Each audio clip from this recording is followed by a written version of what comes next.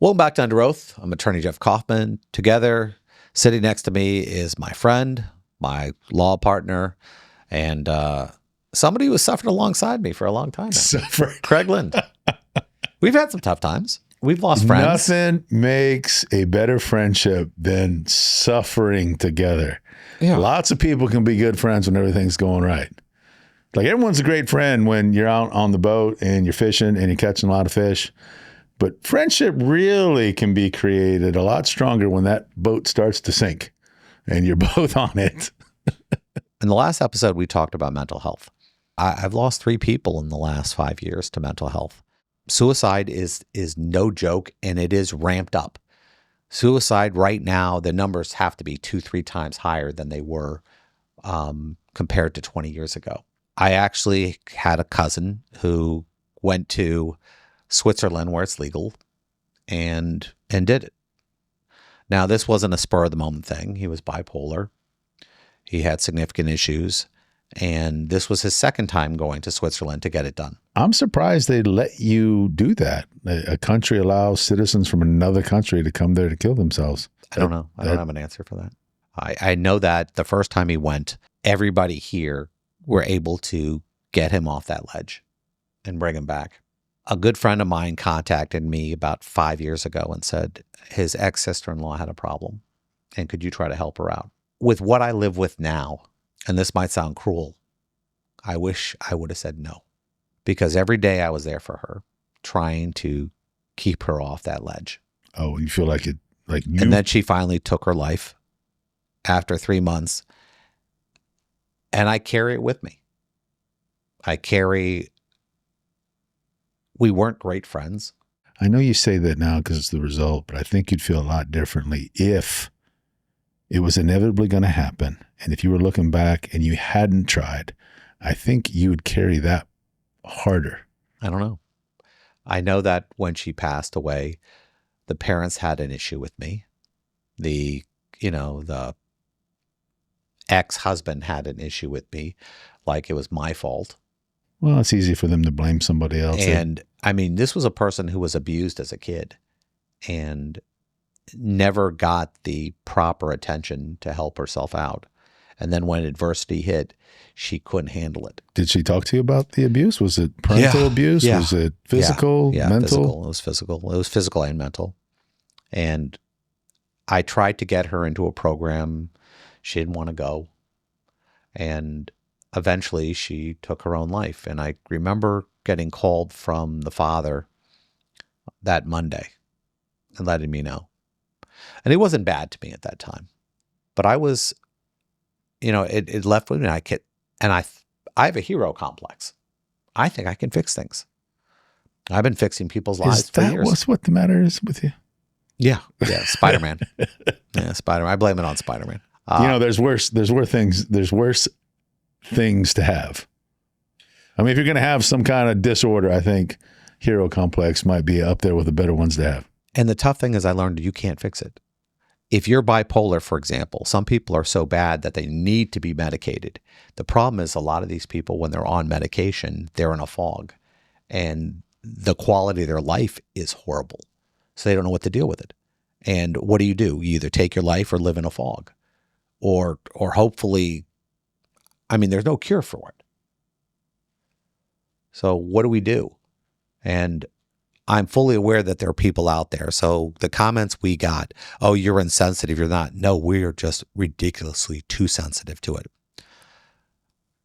When we have a problem, it's not, oh, my friend Jimmy is having problems dealing with his divorce.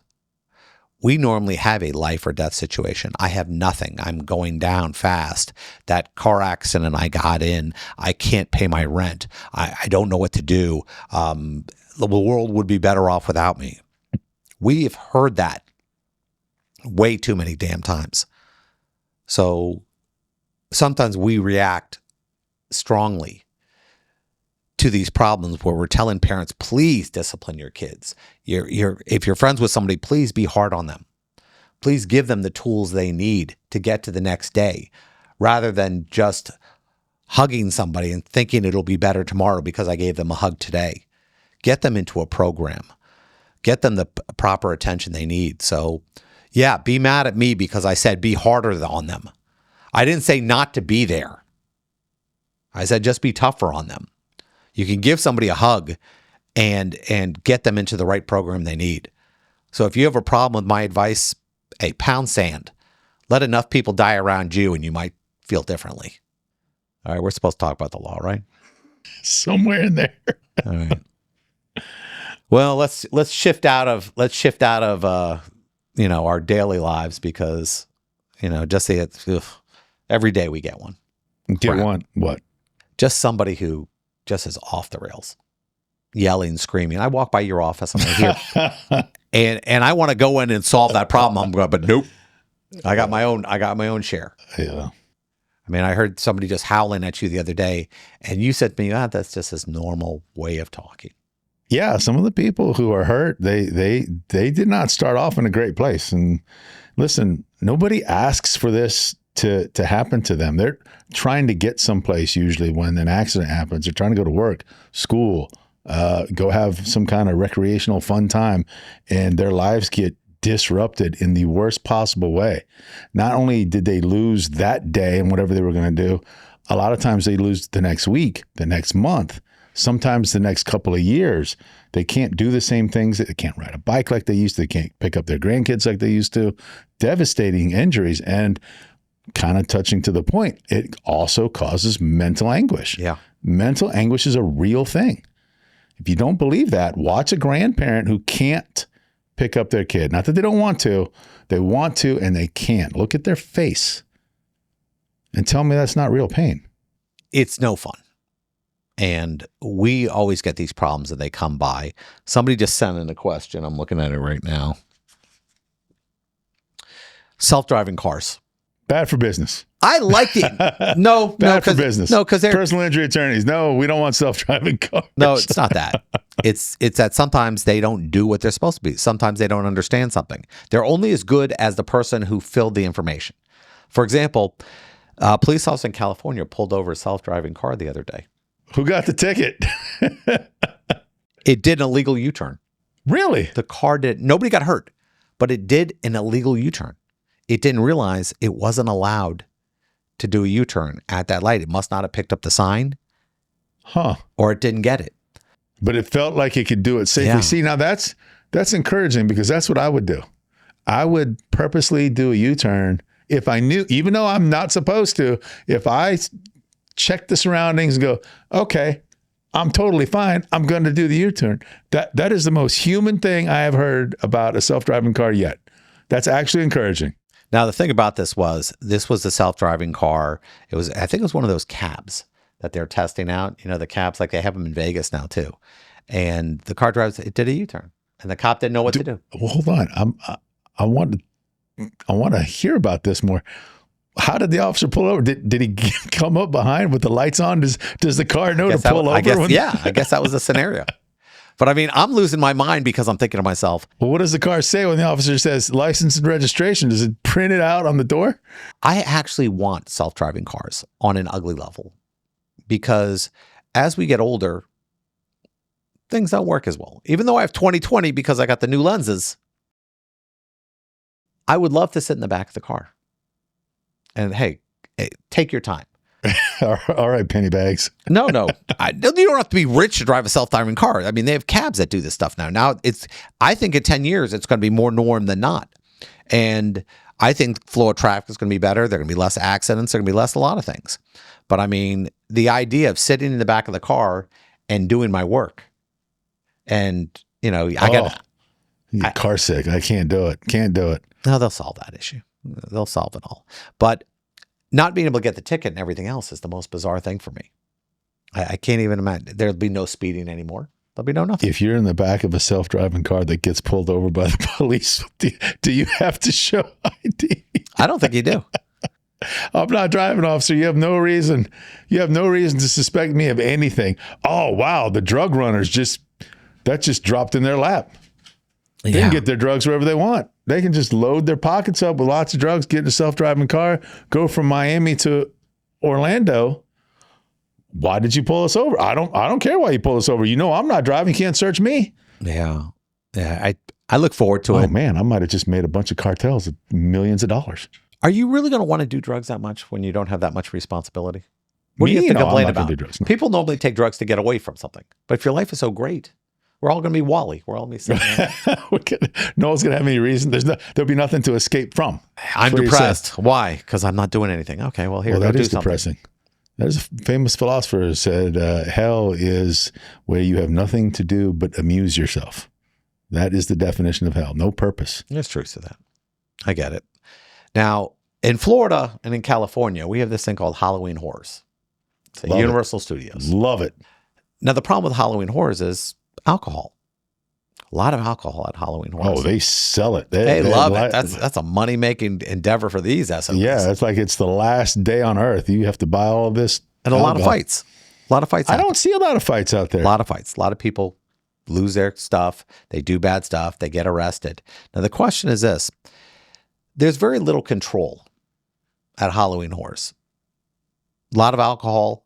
It's nighttime. A lot of things are dark. And people get hurt. For example, we got a call from somebody who said, I got beat up. These 3 guys were acting like a-holes. And one of them looked around. I didn't say anything. And the guy just beat me up. They kicked me in the ribs and they hauled ass. And they want to sue. They want to sue Universal. Was it their friends that beat them up? So they can... I know. Well, that's an argument you can make because they didn't catch them. Yeah. They're going to, well, we don't know who it was. Yeah. And we don't have cameras at the incidents. And we don't have this and we don't have that. Is there an inch of that place that isn't camered up? I can't imagine it. I can't either. Can't As imagine. cheap as the cameras are nowadays and how Well, much they're not storage cheap. you can... They just are very good. Cameras aren't cheap. They're just good. Now, this guy's going to claim negligent security. Now, Florida just passed a law that said as long as somebody goes to a class and all this other stuff, that it's going to be a little more difficult. Yeah, before there's a tort reform just hit in 2023. If you didn't know about it, you sue for some kind of criminal act that occurs on a commercial property. Before, the jury couldn't assign, they weren't even allowed to assign any portion of the blame to the criminal actor. Now they can. Yeah. Now they can. And that changes the dynamics of a trial. It's huge. It's a huge difference because businesses are now going to get off the hook because they don't have. Well, not completely. If A jury's going to go, what does this so- business have to do with it? This guy, they couldn't have stopped this guy. He's a bad guy. And the business can say, oh, well, it's not our job to protect you. This guy, we couldn't have accounted for this really heinous dude over here. He's responsible for 98% of the problem. They go, okay, we'll give you 1%. $1,000. Here's your $1,000. On $100,000 in medicals, you get $1,000 from the business who knew they were creating an atmosphere that was bad and sold the alcohol that made it worse, made money, profited. I mean, Halloween Horrors does so well that they started in August. Is that how it works? They make a lot of money, so they just keep starting it earlier. I don't think it'll end. Eventually, it'll be like every night is Halloween. Starting July 5th, it's Halloween. Christmas 24/7. And I love it. I used to go a lot too, but I have seen bad stuff happen. I've seen people get angry and everything else, and alcohol and nighttime and running around. And one of the hard things about Halloween Horrors is there's a wait time. Unless you got the super passes, you could wait 2 hours, 3 hours to get into a specific haunted house. Yeah. Now, you combine alcohol with, I've been in line for 2-3 hours, 4 or 5 times. Yeah. No. Well, at that point, you just have to enjoy the alcohol, and just like the fun part is just gravy. Yeah, like you're just out there drinking in line. Are you going back to the days of I'm waiting standing in line? I can't do it. You spoiled me. I actually, Express you passes. did a terrible thing by showing me that existed. I think you should always have to sit in the back of a concert until you're rich. Until you have enough money that you can buy whatever you want to, because the minute you have those front seats, front row seats, can't go back. Not good. Won't even go if it's the back seat now. Yeah. I won't go. Somebody asked me the other day, do I want to go to Halloween Horrors? I was like, and I like it. I was like, can we get express? And they're like, oh no. The day we want to go, I said, no, you're on your own. Yeah, I'm not going. I don't want to do that. I don't do 2 And they get hours. mad at you. I don't do 2 hours. What, are you spoiled? Yes. Yes. Yes. I am. It's okay. I can't handle it. Mentally, I can't handle it.